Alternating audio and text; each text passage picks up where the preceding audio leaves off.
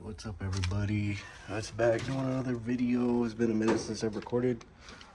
Changed up places of employment. Got a better offer at another place. So we got a vehicle. It's a Ford Edge. We're doing an engine removal on it. It is the 2.0 liter engine, and it's a 2.0 with the turbo. These really aren't that hard to do, but I think this is my first engine removal video I'm gonna be posting, but I'm gonna kind of walk you through this, show you guys some tips, just tricks just to get this out. It looks like a big job. It is a big job, but we can do it. I'm gonna walk you through it so that by the time you get done with this video, you can go to your piece of junk Ford and be like, hell yeah, I got this, you know. And then you can go tell your mom that you're gonna be swapping your engine. It may take you 2 weeks, but at least you watch this video and you know how to do it. So we're gonna go and get started. The engine is over on the ground over there. We'll get to that later. So first thing we're gonna do is we're gonna go over some tools that you're gonna need, and then we'll start by getting this vehicle ready to have its engine removed. All right, let's go over the tools you're gonna need. So quickly going over the tools you're gonna need. We're gonna start with electric tools and some ratchets. You're gonna need a 1/2 inch, just one relatively big in size. You're gonna need some 3/8 ratchets. I've got a little mini handheld one. It's a little cheapo. It's my favorite freaking tool. Then some electric tools. This is gonna come in handy for the torque converter bolts. And then, of course, the Milwaukee, and some more over here. Okay, moving into some special tools. These hose clamp pliers are a lifesaver. They're the flexible ones. I definitely recommend that. A belt removal tool of some sort. Now, pliers. You're going to need some hose clamp pliers. Some needle nose, long, whatever you call them. Wire snippers. General pliers. Picks, screwdrivers. You're going to need extensions. Now let's go over sockets. You're going to need a little tiny 7/32 one for the body panel ones, and a 6mm. 3/8 size, 14, 13, 10, 8, 12, another 10, 15. It's a short 13. And then this little wobble 13 for the compressor bolts. These, ignore. 1/2 inch drive, you're going to need a 15 for the torque converter bolts. This is the perfect setup paired with this. You're going to need an 18, and for the crank bolt, it's going to be a 13/16 or a 22mm. And wrenches. Oh, I forgot. You'll need a little bobby pin pliers, wrenches. 13, 15, another 13, baby 13, another baby 13 and 12, a baby 15. And this is for my nano socket right here. Wherever it went. I don't know where my nano socket went, but oh. And then that should be it. And last thing, that should be it. You shouldn't need anything else. Let's go and get right into this repair. All right, first things first is we're gonna go ahead and position the vehicle on either jacks or the lift that you're doing this thing on. You are gonna need to raise the vehicle up and down. You can do it on the ground, but I've never done a Ford like this on the ground without a lift. So I'll kind of improvise and see more towards the end of the video on the tips that I recommend if you're doing this without a lift. But Of course, you get it on the lift, your 4 points of contact, 1, 2, 3, 4. And then we're gonna start by disconnecting the battery. Of course, remove this cover. And the way I'm gonna be doing this is, I'm gonna be pulling it from the top. This shop doesn't have engine cradle jack where I can drop it both. And I don't feel like dropping the engine and the transmission together because I think that's a waste of time. I don't even want to touch the transmission. So we're gonna be pulling at the top, and I know I'm definitely gonna be pulling this guy off, kind of doing it that way so I can have the most room pulling it out. I may take the hood off, but we'll get to that whenever we need to. And I'm definitely gonna be pulling out some of the fan shroud definitely down here and some of the other stuff. So start with that though. Get the engine cover off, get your battery disconnected. All right, once you've got the battery disconnected up top, I'm gonna go ahead and just do some preliminary things, just to get them out the way, get this as ready as we can. I'm gonna go ahead and take both the front wheels off, just get your lugs, pop them off. Then we're gonna take all our covers off from the bottom, and we're gonna expose everything, and then I'll go over what to do next. All right, now that you're underneath the car, I'm gonna be trying to do this without removing and fucking with the suspension and the CVs you can see in here. So I'm gonna go ahead and do everything that I need to do from the bottom for now. And we're gonna start by getting the cat unbolted right in there. You got 2 bolts. If I can get a zoom in. You're gonna hit those, get those 2 bolts off, disconnect the cat, and we may need to loosen the bracket for the exhaust, just so we can kind of swing that off the back of the engine. And then we're gonna hit the CV. We're gonna get this bracket off of the engine. They look like they're gonna be 14, 15 millimeter. So you got one right there, and then you got one right there. And it looks like we have got another one up there. And we've got another one. No, it looks like it's just 3. So get the exhaust unbolted, get the cat, not the exhaust. Once you get the cat unbolted, get this bracket unbolted, just leave it there. And then start working on your connections at the bottom, following all your wiring, your sensors from on the bottom, because you're gonna unplug everything and then pull the wiring harness up and out the way over at the top. All right, charge pipe is out. You can see we had a hose connection up here, and we had the one going up into the turbo. Turbo just has a little 7 millimeter, vice versa. Get that off. Then those 2 little 10 mils I was talking about, and it comes right out. So let's go ahead and set that down. All right, now that we've gotten charge pipe out the way, we're gonna follow one of these hoses that goes up. We're gonna go and get this out the way. You can see the little clamp up there. Just pull that clamp and get this entire hose off. And the pipe is out the way. This upper clamp is a bit of a pain to hit, but once you get it compressed, locked in place, the easiest way, get you one of these long flexible ones. And we're gonna be using this a lot. This or just a general pair of pliers that you can get up there. But we got that out the way, so now let's get this bracket out the way. So we got a 13 millimeter right here. Got another one right here. We got another one on the top. And a tip to get these out, just use a mini 13 millimeter ratchet.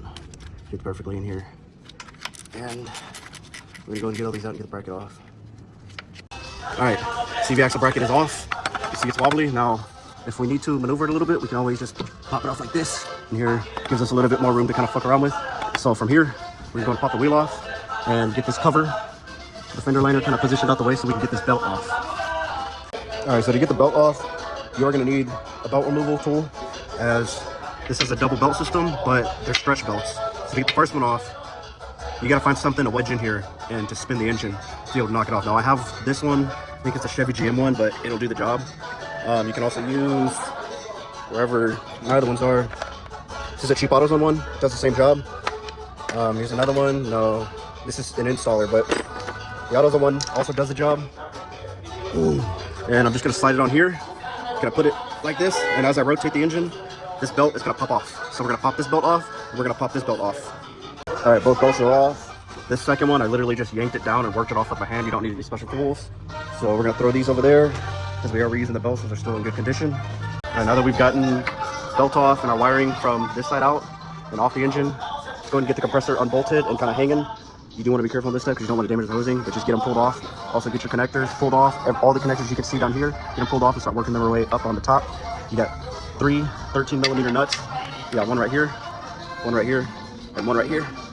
Just get those off and pull the compressor down, but don't pull it too hard. You don't want to leak anything out in the atmosphere. All right, now that we have the compressor hanging now. I've gone ahead and disconnected our connectors. We're just gonna start routing them up here. Now, while we're down here, we can also get these bottom alternator bolts out. You got one right there, and you got one right there. You can go ahead and knock all these bolts out, get the compressor from the bottom. Also, unclip this connector right here, push that out the way. While you're down here, you can also get this pipe. That is another charge pipe. You can go ahead and try to hit this up here, kind of get this disconnected so that when you get back up to the top, it'll make it easier. So that's what I'm gonna do, is I'm gonna go ahead and knock off these lower alternator bolts, and then I'm gonna move back up to the top so we can start tearing out from up there. And in case you guys were wondering why we're doing engine replacement, it's got a blown head. So this alone, look at that, that's horrible.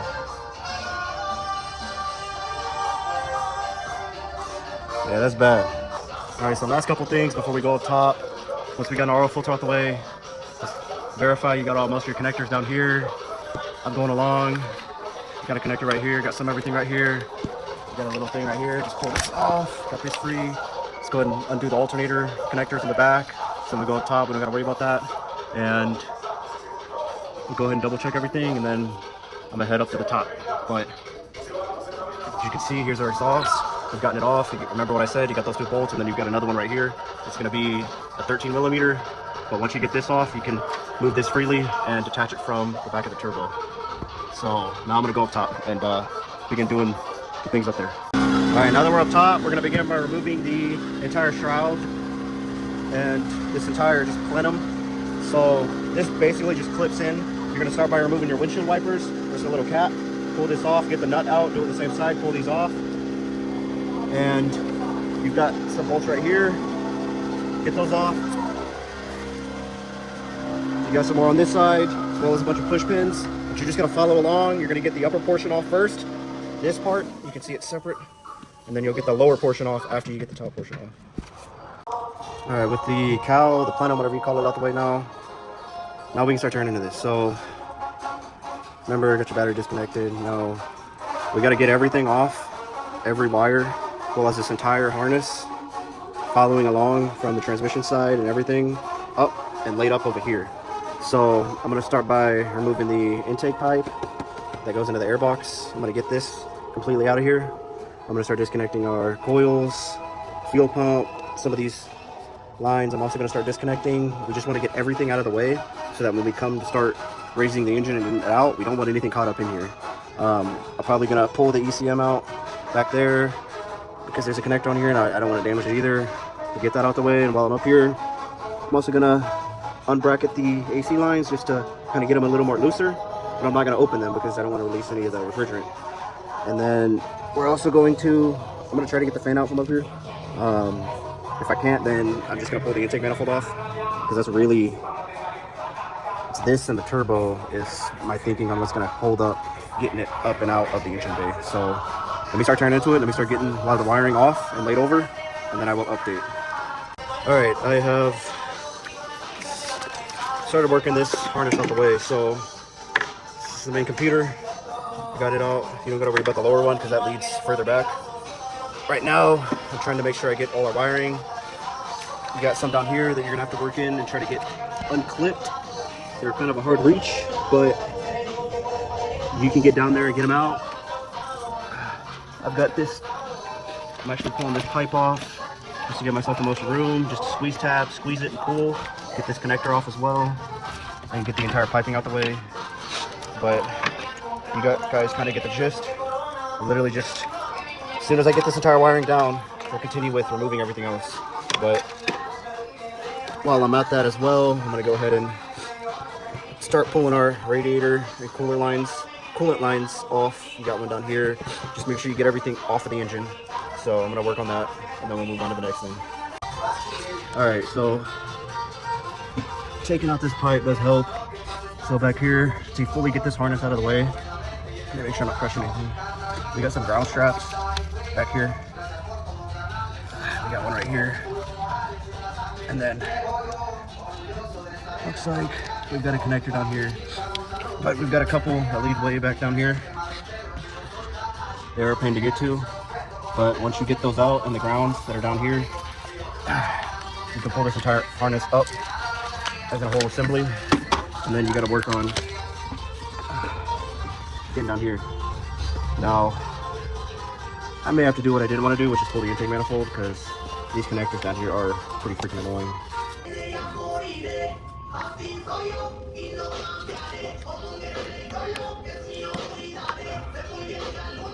Here we go, just like that. And now this is out the way. I'm gonna throw this over here, and I'm gonna work on getting the ground straps to get this harness up and out of the way. All right, and just like that, we've got our main harness out the way, almost out the way, correction. So now I gotta go down here into the fuel pump area. High pressure fuel pump, start disconnecting these. Follow it along, because there's a couple connectors down here. Get those, follow along. Like I said before, you may have to remove the intake, but let me go ahead and get these out the way. All the connectors that leave the high pressure fuel pump, start disconnecting our lines from the fuel pump, and we are almost there. All right, we're gonna make this a little easier. I'm gonna go ahead and pull the intake manifold off. From where we're at, is literally just get the bolts out, pull the manifold off, and then we can have direct access to the starter from the top. Saves us a little bit of time. I don't know if it does, but I'm doing it this way.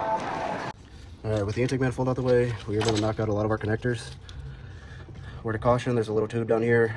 You don't want to break this, and it's one of the annoying push tabs one, but you can't get the intake manifold out without disconnecting this. It's a bit of a hard reach, but with it out the way, I also removed the vacuum hoses, these little brittle pieces of junk, because you don't want to break them.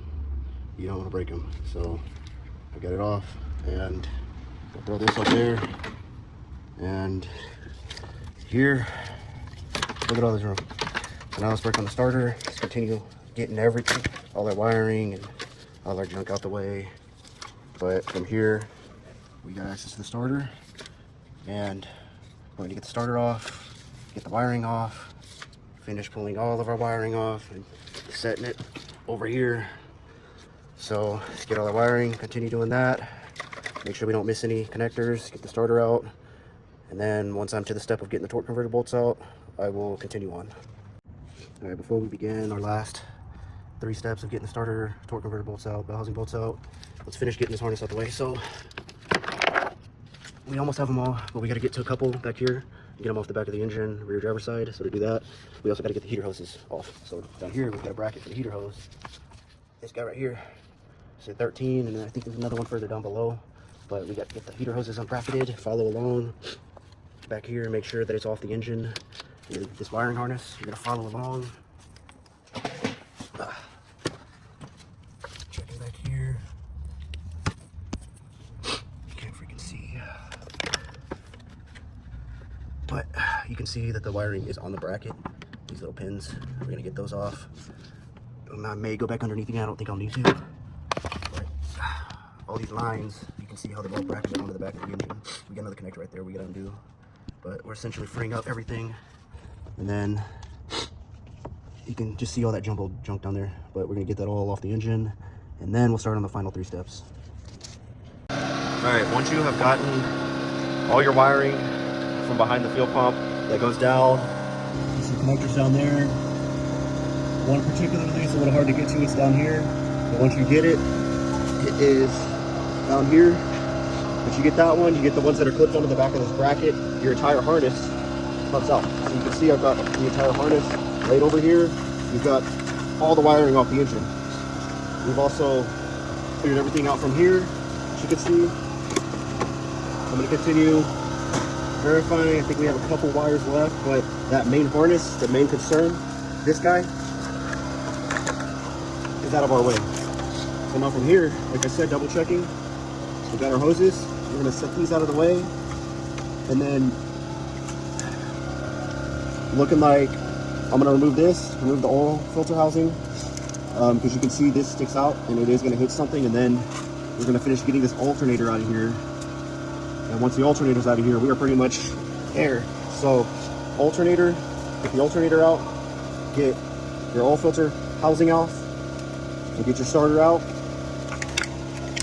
You also got a ground wire. You can also get this off too, or you're going to need to get this off and get it out the way. You're gonna come back over here, verify we have everything off of the engine.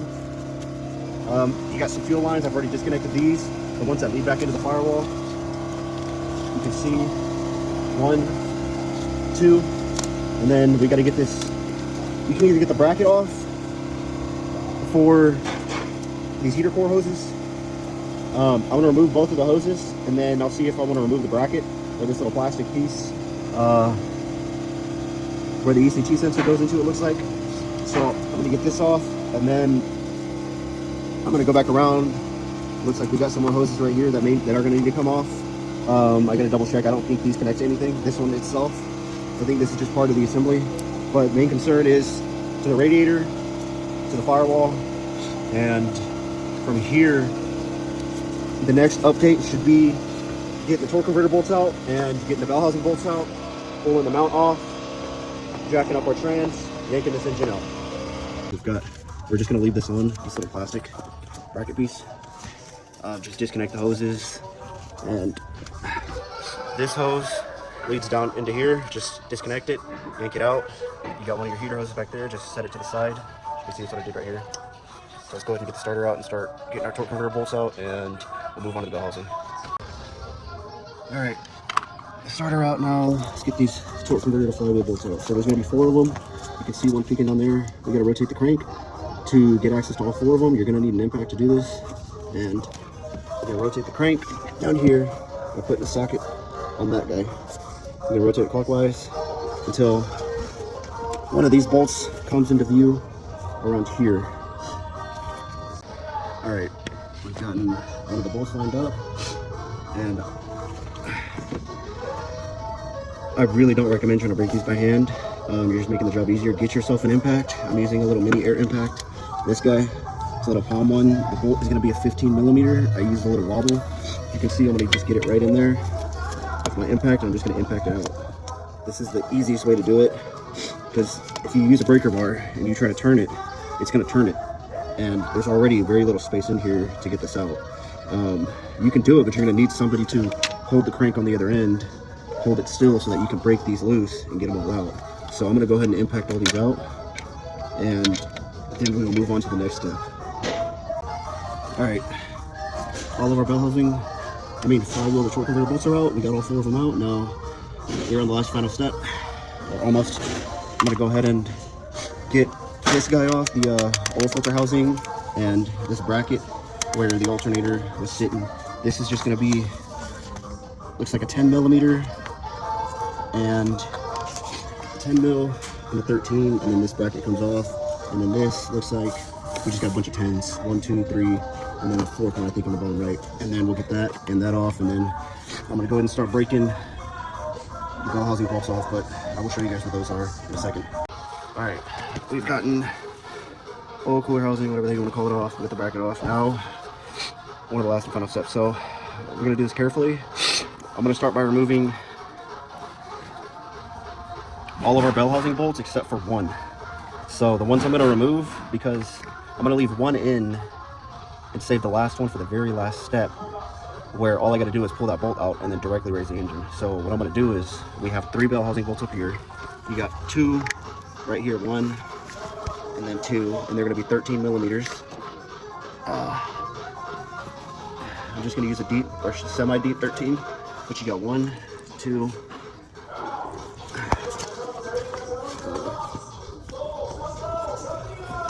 3. Keep going along. You got a 4th one, kind of hidden back here.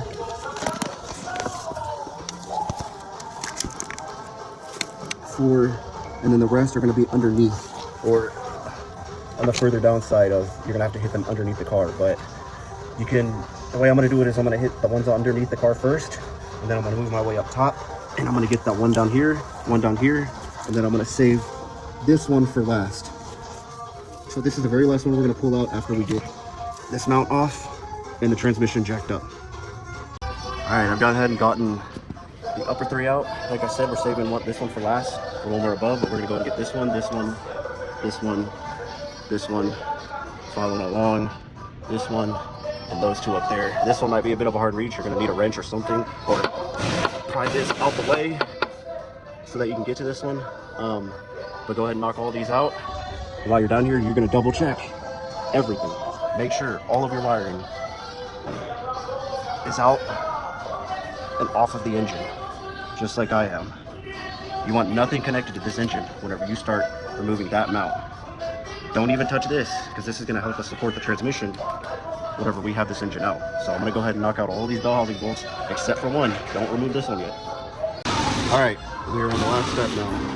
I've got the vehicle as low as I can to the ground on the lift, because I'm going to grab a jack or a jack stand, and we're going to go ahead and put some pressure up on that transmission to give us the support. We've got our engine crane up over, and now what we're going to do is you're going to support your transmission first things first. Before you yank a bolt out of this engine, before you remove that mount, you're going to support your transmission.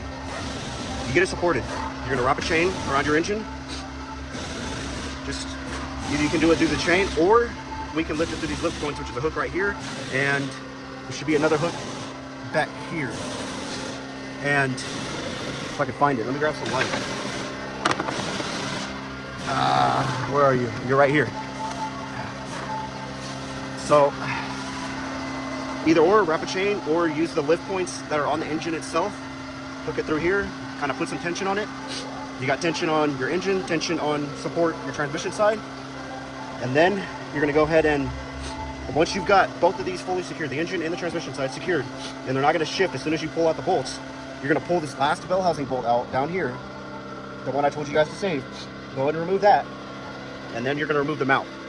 As soon as you remove the mount, as soon as you remove that bell housing bolt, the entire engine transmission is gonna shift. Now, this is where you gotta be careful. So, you get it supported, you remove the mount, you remove your last bell housing bolt, and then you're just gonna carefully start lifting, taking mind of that AC compressor down there. If you gotta move it, you can just let it hang like this. It's not gonna hurt it. You can let it hit the ground. It's not gonna damage it, because at that point, these lines are pretty flexible. This isn't bending, and that's not bending, because the metal part is what you wanna be careful about. The rubber part is fine. So we've got that out the way. Now I'm gonna go ahead and wrap this, remove that mount, remove the bell housing bolt, and start raising this engine out. All right, we've got it attached. We've got a hook right here, hooked on the back one. Through here, we've got 2 extra bolts securing this chain, tying it together. And now I'm gonna release that bolt down there, remove the mount, and lift the engine up and out. All right, here we can see we've got it loose. Now from here, we just gotta carefully raise it up and out. So we start raising it slowly, making sure we don't have anything caught up. Pull it over this way. We're gonna leak some coolant out, but don't worry. We're double checking, everything's freed up. All right. Yeah, we should be straight up and out. Keep going. Keep going. Just like this. We're gonna pull the lift back. Just like that.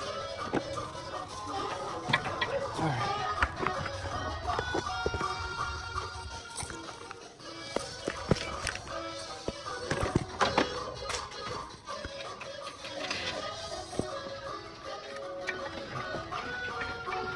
We gotta go in, we gotta get that cat out. It looks like it's getting caught up down there where that cat is. So let me adjust that and then fully let the engine out.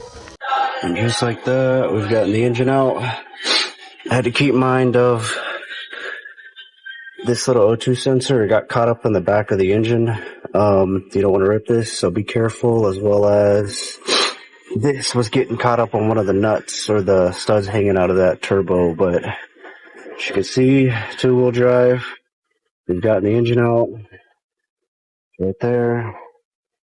No issues. So now I'm going to go ahead and transfer everything over and get the new engine and start installing it back in.